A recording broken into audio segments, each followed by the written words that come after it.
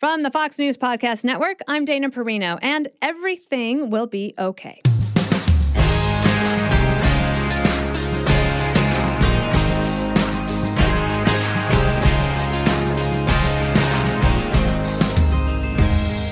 Hello, and welcome back. So last week, we spoke to Jamie Kern-Lima, founder of IT Cosmetics, and she shared a ton of great advice.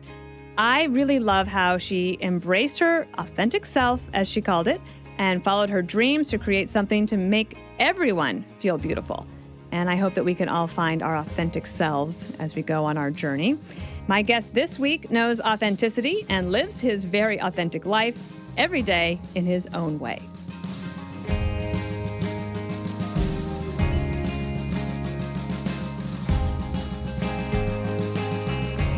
When Fox News invited me to be on The Five, at first I felt inundated because I was still running my business and trying to do as many Fox appearances as I could on the side. Appearances on Fox were by far my favorite thing to do every day. But when I finally settled in, and when The Five became a permanent weekday show on the channel, I eventually let the PR business go. As soon as I did, I felt free from being pulled in too many directions.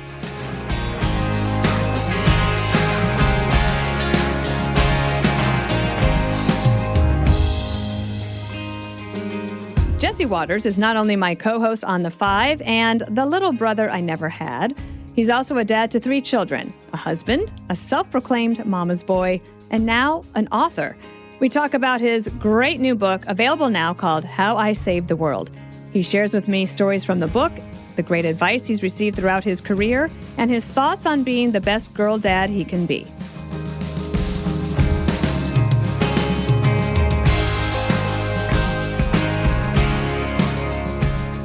Jesse Waters, welcome. Thank you, Dana. I loved this book. First of all, I just want to talk about this. And everybody knows I love books. I love to read.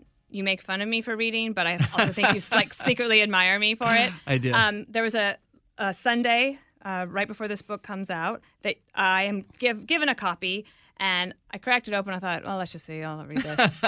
And I read the whole thing in a day. Oh, wow. I thought it was an incredible page turner. Thank you. It is hilarious in parts, very insightful in parts. Thank you. There were times when I thought, oh my gosh, that's a great way to explain that. Wow.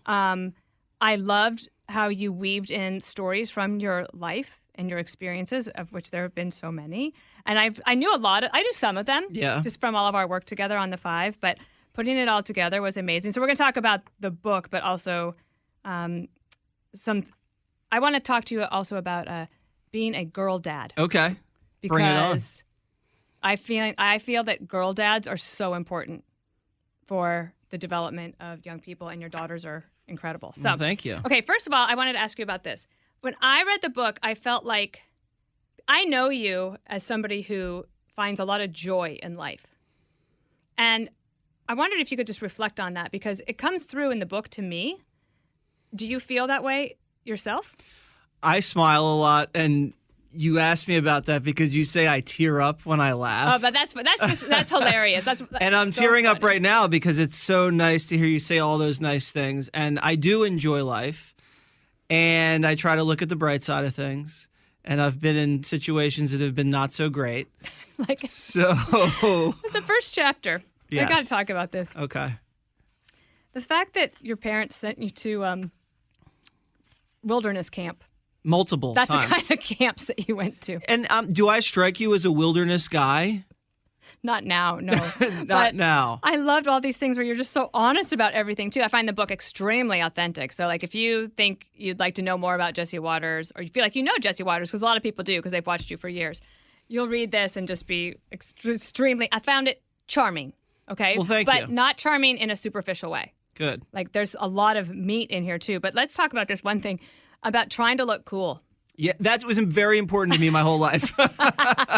And you try to look cool to impress a girl. Yes, obviously. During wilderness camp. Yes. I believe that was Oregon. And her name Lauren? Lauren. You want to tell that story? So the camps my parents sent me to kept on getting scarier and scarier. At first it was 2 weeks at the mountains down in West Virginia. Then it became more about survival each summer. like how far you could push yourself, where they send you onto these solos. And a solo, for people that don't know, is the counselor will take you out in the middle of nowhere, and he will give you a matchbook and maybe a knife, and he will say, you're on your own for 3 days. Oof. If you That's actually... like boot camp. Right. And if you get attacked by a bear, here's a whistle, that kind of thing. So I was out in the middle of nowhere, and I had really kind of fallen for this girl. It might have been the first time I'd had those feelings. And she was very beautiful, blonde hair, and I was trying to impress her. And it's hard to impress someone out in the middle of the woods. There's really nothing you can do.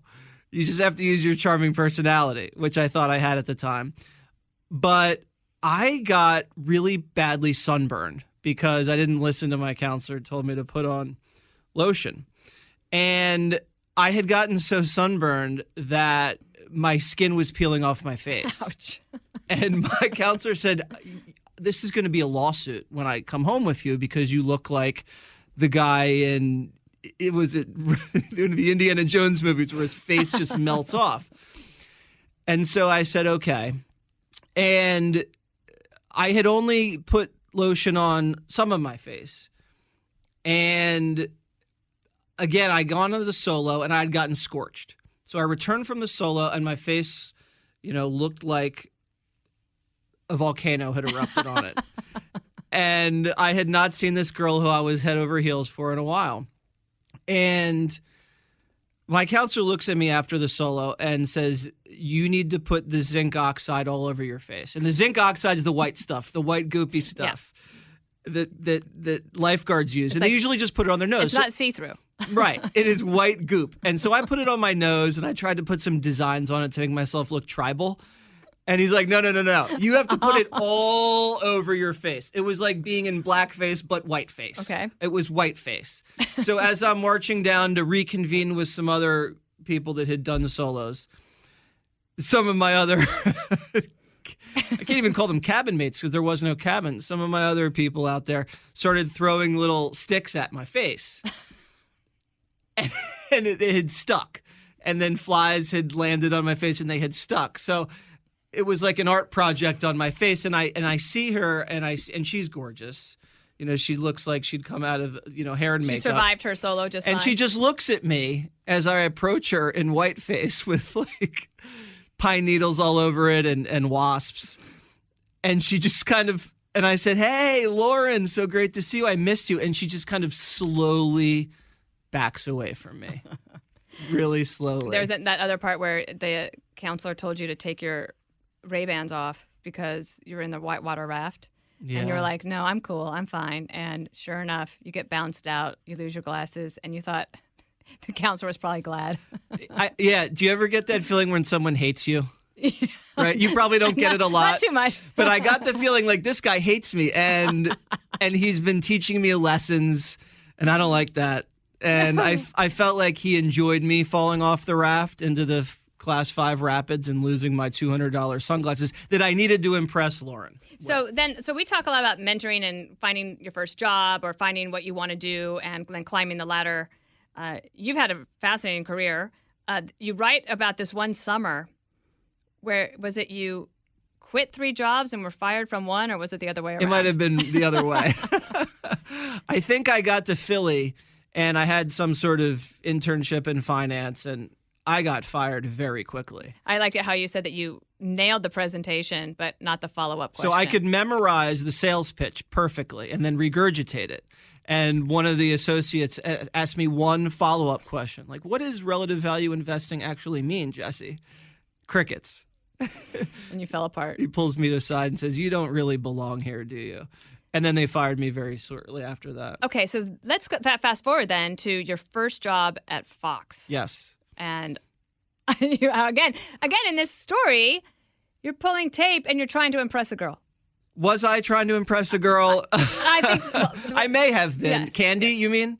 Well, did Candy not like you? Candy dotted her eye with a heart. With a heart. Yes. I think she had a little bit of a crush on me. I don't know if the feeling was reciprocal. But at some point you were At some point, she rolled her eyes at you because you were flirting with somebody else. Yes. Potentially. Yes. Right. So, yeah, my job here at first was someone would hand me a tape of footage, and I was supposed to take a Sharpie, and then I was supposed to label the tape with the Sharpie. For the full podcast, go to foxnewspodcast.com.